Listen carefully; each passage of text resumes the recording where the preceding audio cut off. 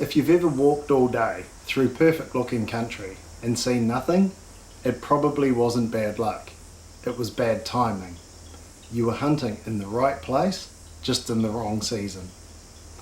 Once you understand how red deer feed, bed and move, the hills stop feeling empty and start feeling readable.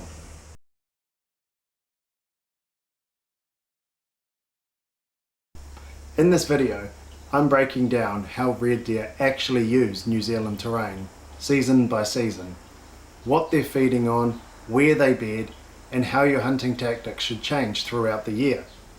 Because the biggest mistake hunters make is remaining static while the deer move. And summer is where most people get it wrong first. Summer deer aren't hard to find. They're just invisible during the hours that most people are trying to hunt them. In summer, red deer are focused on feeding. Stags are in bachelor groups focused on building condition and antler, while hinds prioritise fawns and security. Heat becomes the dominant factor, and deer start trading feed quality for shade, airflow and predictable bedding. In bush country, that means fern tips, broadleaf, five-finger and regenerating scrub, usually close to shaded faces or gullies. In open country, it's alpine herbs, tussock basins and green slips, but rarely is any of that far from cover.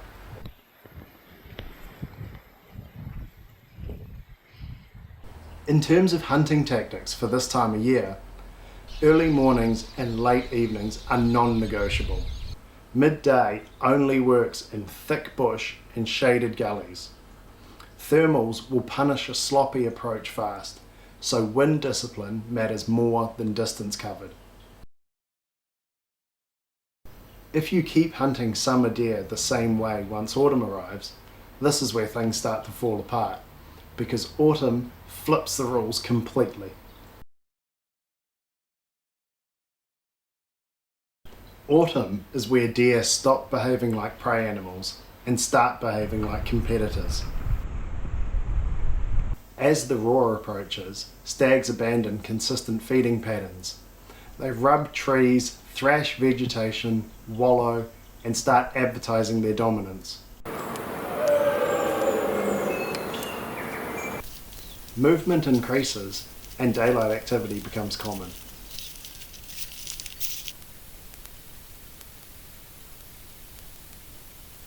In open country, territories form around basins, faces and ridgelines.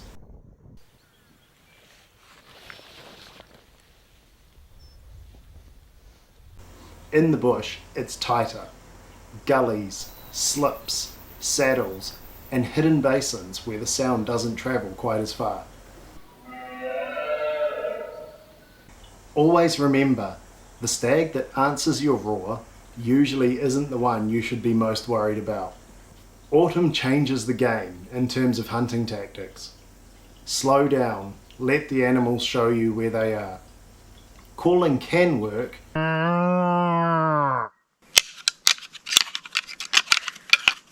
but overcalling will educate a pressured stag fast. Always expect satellite stags to be circling around without a sound made. Many encounters happen without a single roar. Don't ride off midday. Some of the best opportunities in the roar happen when other hunters have switched off.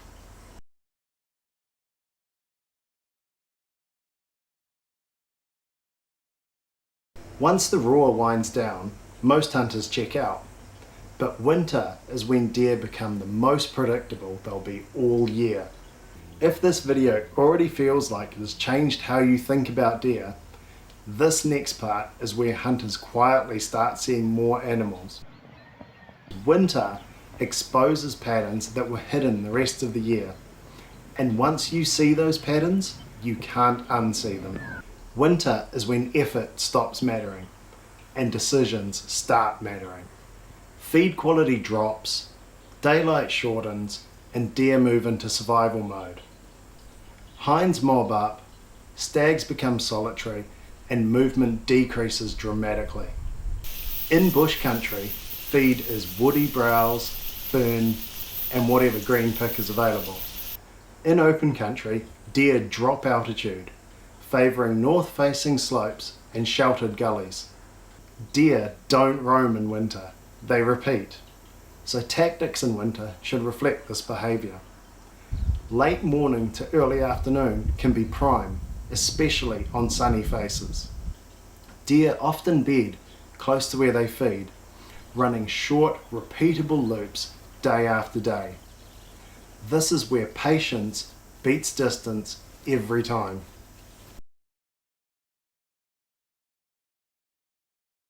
Then spring arrives, and all that predictability disappears almost overnight. If winter taught you to look for repetition, spring forces you to let go of it. This is where a lot of hunters keep applying winter logic and slowly fall behind the deer.